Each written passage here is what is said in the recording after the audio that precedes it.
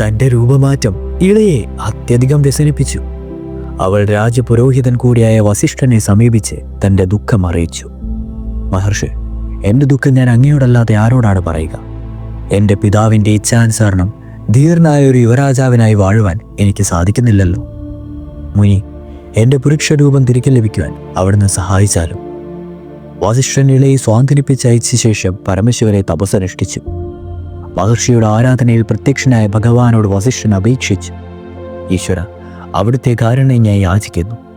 പ്രഭു, അങ്ങയുടെ പ്രിയപത്നി പാർവതീദേവിയുടെ ശാപത്താൽ സ്ത്രീയായി തീർന്ന ദ്യുമ്നന്റെ പൂർവ്വരൂപം തിരികെ നൽകുവാൻ അവിടുന്ന് നിന്ന് ദയവുണ്ടായാറും. മഹർഷി, ഈശ്വരഹിതത്തെക്കുറിച്ച് അറിവിടുന്ന അറിവുള്ളതല്ലേ? ദേവി പാർവതി ആദിപരാശക്തിയാണ്. ദേവിയുടെ വാക്കുകൾ തെറ്റാവൻ വിധിയില്ല.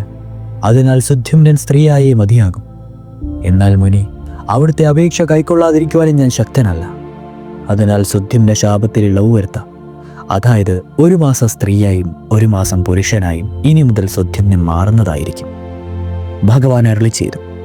ആശ്രിത വത്സല, അവിടുത്തെ കരുണാവായ്പ എന്നെന്നും സ്തുതിക്കപ്പെടട്ടെ എന്നിങ്ങനെ മൊഴിഞ്ഞുകൊണ്ട് വസിഷ്ഠ മഹർഷി യാത്രയായി. അന്നു മുതൽ ഇള ഓരോ മാസം സ്ത്രീയായും ഓരോ മാസം പുരുഷനായും വാഴുവാൻ തുടങ്ങി. അടുത്തത് ഉപമന്യു ദേവനായ കഥയാണ്. തുടരും.